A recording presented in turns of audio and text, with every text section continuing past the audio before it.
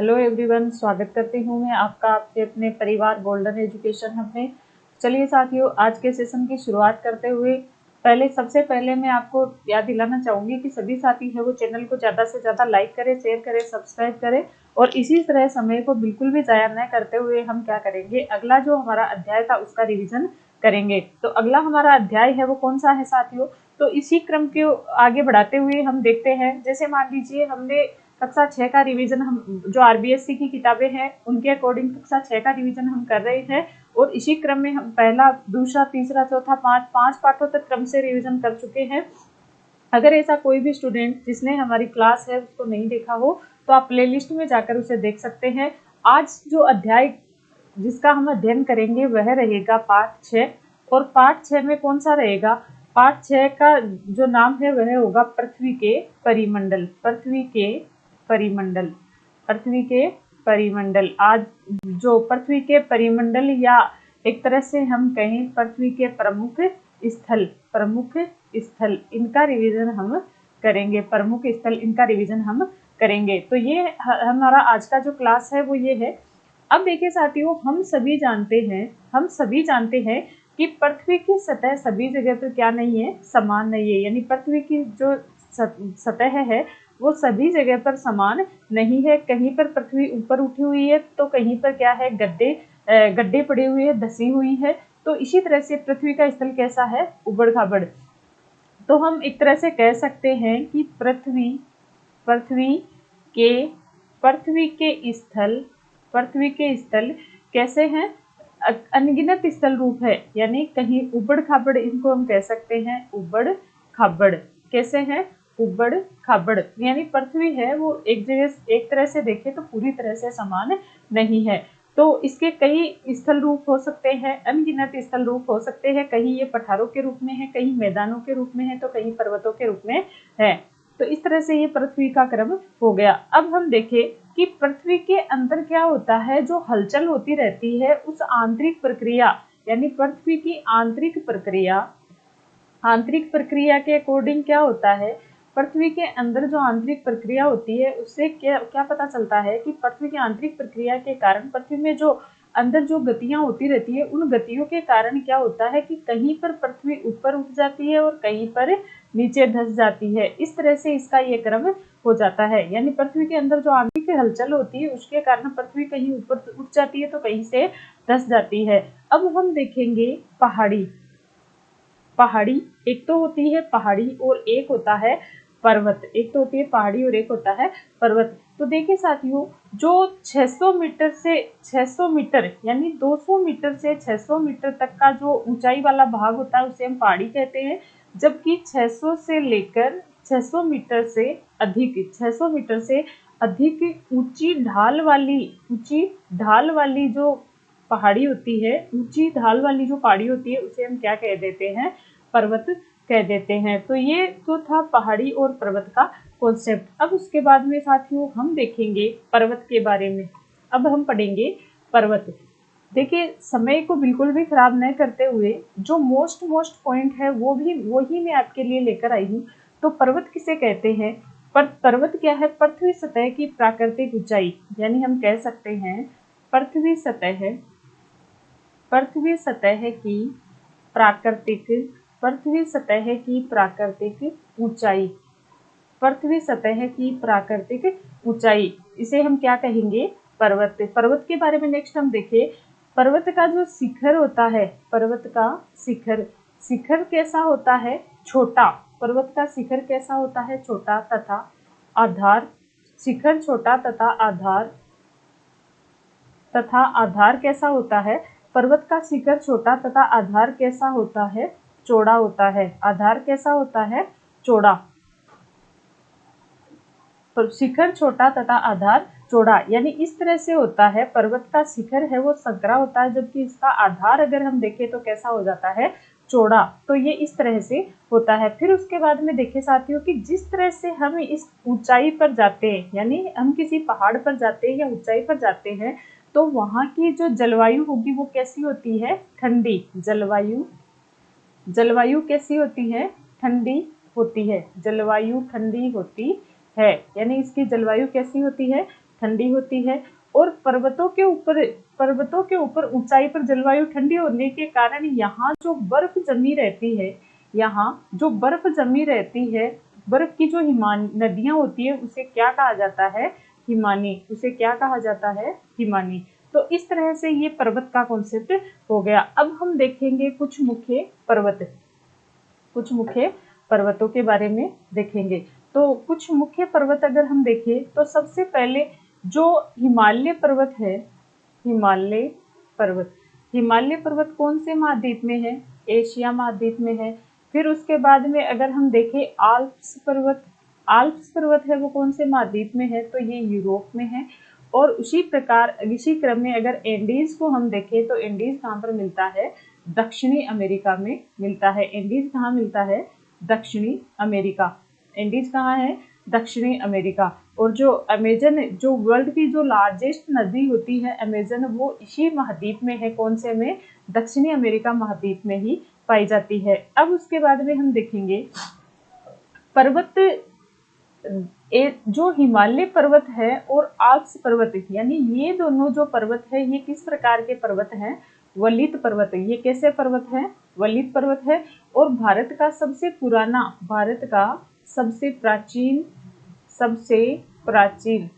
प्राचीन अगर वलित पर्वत देखे, भारत का सबसे प्राचीन वलित पर्वत देखे तो कौन सा हो जाएगा? अरावली। भारत का सबसे प्राचीन वलित पर्वत कौन सा है? अरावली। तो ये अरावली पर्वत है, वो भारत का सबसे प्राचीन और वलित पर्वत है।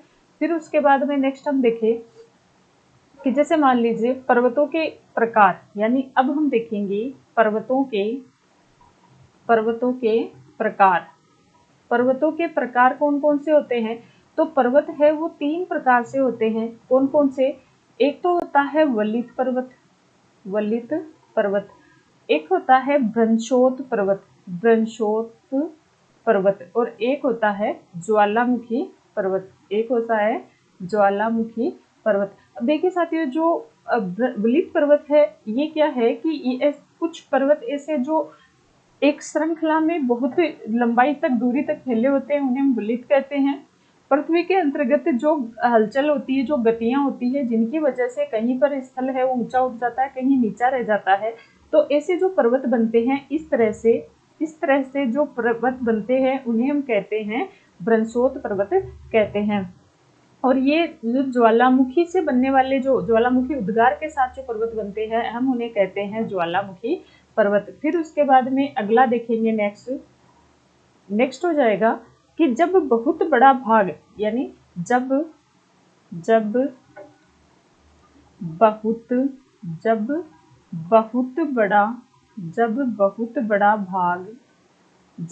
बड़ा भाग टूट जाता है,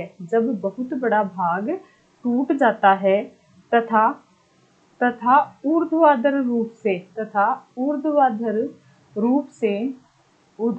रूप से विस्थापित हो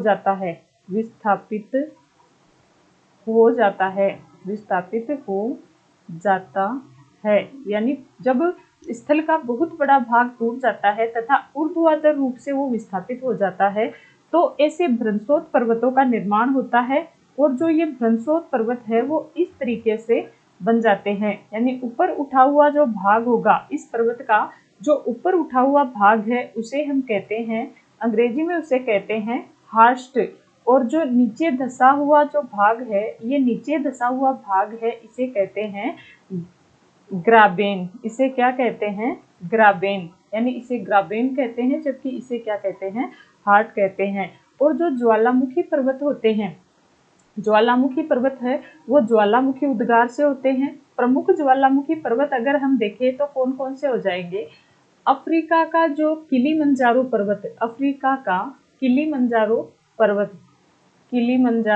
पर्वत जो कहाँ लोकेटेड है? तंजानिया में। और जापान का पर्वत होगा फ्यूजियामा। यानी अफ्रीका का किलिमंजारो पर्वत जो तंजानिया में स्थित है, जबकि जापान का फ्यूजियामा पर्वत है। ये दोनों किसके उदाहरण है? तो ये दोनों ज्वालामुखी पर्वत के उदाहरण है। ये दोनों किसके उदाहरण है? ज्वालामुखी पर्वत के उदाहरण है। क्योंकि जब ज्वालामुखी फटती है, ज्वालामुखी से जो लावा निकलता है, और लावा अगर इसी तरह पर्वत की तरह से अगर वो हो जाता है तो उसे हम क्या कहते हैं? ज्वालामुखी पर्वत कहते हैं। अब देखते हैं पर्वतों के प्रमुख खेल। पर्वतों के बारे में हमने देखा, तो पर्वतों का कल्चर भी हम देखें। पर्वतों के प्रमुख खेल, पर्वतों के प्रमुख खेल, पर्वतों के प्रमुख खेल अगर देखें तो देखिए पर्वतों के प्रमुख खेल कौन कौन से हैं? पैराग्लाइडिंग, पैराग्लाइडिंग, पैराग्लाइडिंग हो गया। फिर उसके बाद में नेक्स्ट हो गया hang, hang gliding, hang gliding, paragliding, hang gliding. फिर उसके बाद में देखिए रिवर राफ्टिंग, रिवर राफ्टिंग। फिर उसके बाद में नेक्स्ट अगर हम देखें तो हो जाएगा स्कीइंग, रिवर राफ्टिंग और स्कीइंग, ये इस तरह से हो जाएंगे। तो ये पर्वतों के प्रमुख खेल है कौन कौन से है? पैराग्लाइडिंग, हैंग ग्लाइडिंग और रिवर राफ्टिंग, स्कीइंग, ये क्या है? पर्वतों के प्रमुख खेल है। फिर उसके बाद में नेक्स्ट हम देखें, अगला पॉइंट आता है पठार। अगला पॉइंट क्या आ जाएगा? पठार। तो देखिए साथियों, पठार किसे कहते हैं? यानी ऊपर उठी हुई, ऊपर उठी हुई, ऊपर उठी हुई सपाट भूमि को क्या कहते हैं? पठार। ऊपर उठी हुई सपाट भूमि को क्या कहेंगे? पठार। क्योंकि जो पठार होता है उसका ऊपरी भाग है वो मेज की तरह से होता है तथा खड़े ढाल वाला होता है, और इसके एक से अधिक किनारे होते हैं, एक से अधिक किनारे होते हैं। तो ये होता है पठार। इसकी ऊंचाई अगर हम देखें तो 100 मीटर से लेकर 100 मीटर से लेकर कई हजार मीटर तक होती है। इसकी ऊंचाई 100 मीटर से लेकर कई हजार मीटर तक होती है। 100 मीटर से लेकर कई हजार मीटर तक होती है। ये इसके बारे में हो गया। अगर हम देखें जो तिब्बत का पठार है, तिब्बत का पठार, जो तिब्बत का पठार है वह विश्व का सबसे ऊंचा पठार है। यानी वह दुनिया का सबसे ऊंचा पठार है। जो तिब्बत का पठार है वह दुनिया का सबसे ऊंचा पठार है। अगर इसकी हाइट हम देखें तो इसकी हाइट कितनी हो जाएगी? इसकी हाइट है 4000 मीटर से 4000 मीटर से लेकर 4000 मीटर से लेकर 6000 मीटर तक इसकी हाइट है। अब देखिए पठारों में क्या क्या विशेषताएं होती है, क्या क्या होता है। तो पठारों में क्या होता है? पठारों में एक तो क्या होता है, पहला पॉइंट देखिए, पठारों में खनिजों की प्रचुरता, खनिजों की प्रचुरता, यानी सबसे ज्यादा जो खनिज है वो पठारों में ही पाए जाते हैं। एक पॉइंट ये। दूसरा, अफ्रीका का जो पठार है, अफ्रीका का जो पठार है उसमें कौन कौन सी धातुएं निकलती है? तो वहां पर सोना और हीरा खनन है, सोना और हीरा खनन है, वो चरम पर है। अगर भारत में देखें तो भारत में छोटा नागपुर का पठार, छोटा नागपुर का पठार, भारत में कौन सा पठार है? छोटा नागपुर का पठार है। और उसमें से क्या क्या निकलता है? तो वहां पर लोहा, कोयला, लोहा, कोयला और मैंगनीज, लोहा, कोयला और मैंगनीज वहां पर निकलता है। अब देखते हैं कुछ जलप्रपात के बारे में देखेंगे। तो जो मेरी आरबीएससी की हमारी जो कक्षा 6 की किताब है उसमें जो जलप्रपात दिए हुए हैं वो हम देखेंगे। तो जलप्रपात, पहली बात तो ये कि जलप्रपात किसे कहते हैं? यानी नदियां जब ऊंचाई से गिरती है, तो नदियां जब ऊंचाई से गिरती है तो उनके गिरने को क्या कहते हैं? प्रपात या कहा जाता है। तो जो हुंडरू जलप्रपात है, हुंडरू जलप्रपात, हुंडरू जलप्रपात, हुंडरू जलप्रपात है वो छोटा नागपुर के पठार में ही है, वहां पर ही मिलता है। कौन सी नदी पर है? स्वर्ण रेखा नदी पर है। कौन सी नदी पर है? स्वर्ण रेखा नदी पर है। फिर उसके बाद में नेक्स्ट हम देखें तो जोग प्रपात, जोग प्रपात। जोग प्रपात कहाँ पर है? जोग प्रपात है वो शरावती नदी पर है, शरावती नदी। और ये शरावती नदी कहाँ पर है? कर्नाटक में। कहाँ पर है? कर्नाटक में। तो ये प्रपात यहाँ पर बना हुआ है। अब देखिए जो लावा का पठार है, लावा का पठार, लावा का पठार है, वहां से काली मिट्टी निकलती है, काली मिट्टी पाई जाती है। और काली मिट्टी होती है वो खेती के लिए भी उपजाऊ होती है तथा इसमें मिट्टी को रोकने की क्षमता ज्यादा होती है, और कपास के लिए तो ये सबसे ज्यादा उपजाऊ होती है। अब उसके बाद में हमारा अगला पॉइंट बचा मैदान। अगला पॉइंट है मैदान। मैदान, तो मैदान किसे कहते हैं? समतल भूमि का बड़ा भाग, समतल भूमि, समतल भूमि का बड़ा, समतल भूमि का बड़ा भाग। समतल भूमि का बड़ा भाग क्या कहलाता है? मैदान कहलाता है। यानी नदियां क्या करती है, जब हिमालय से, यानी नदियां है वो जब पर्वतों से बहती हुई आती है तो अपने साथ में थोड़ी मिट्टी, शिल्ट और जो धातुएं वगैरह है वो अपने साथ में लेकर आती है, और नीचे लाकर जहां वो निक्षेपण करती है तो वो बने हुए क्षेत्र है वो क्या कहलाते हैं? मैदान कहलाते हैं। और मैदान है ये उपजाऊ ज्यादा होते हैं क्योंकि मिट्टियों, नदियों द्वारा जो नई नई मिट्टी यहाँ पर लाकर बिछाई जाती है वो पोषक होती है, और वहां पर फसलें हैं वो ज्यादा होती है। तो ये मिट्टी उपजाऊ होने के कारण यहाँ पर जनसंख्या भी ज्यादा निवास करती है, जनसंख्या भी ज्यादा निवास करती है। अगर भारत में देखें तो गंगा और ब्रह्मपुत्र, भारत में देखें तो गंगा और ब्रह्मपुत्र के जो मैदान है वो उपजाऊ है और वहां पर सबसे ज्यादा जनसंख्या रहती है। और उसी प्रकार अगर इसी क्रम में हम चीन में देखें तो चीन में कौन सा हो जाएगा? यांगतीज नदी का क्षेत्र। चीन में कौन सा हो जाएगा? यांगतीज नदी का क्षेत्र। तो ये उपजाऊ होते हैं। अगर बात की जाए कि मैदान है इनकी ऊंचाई कितनी होती है, तो इनकी ऊंचाई लगभग 200 मीटर तक होती है। इनकी ऊंचाई कितनी होती है? लगभग 200 मीटर तक होती है। तो साथियों ये तो था आज का हमारा सेशन। उम्मीद करूंगी कि सभी को समझ में आया होगा। अगर समझ में आया हो तो सेशन को लाइक करें और ज्यादा से ज्यादा अपने परिवार को इसी तरह आगे बढ़ाएं और ज्यादा से ज्यादा सहयोग करें। तो सभी साथियों को एक बार मैं फिर से कहना चाहूंगी, सभी साथियों का एक बार फिर से धन्यवाद, और सभी का मोस्टली अपने इस परिवार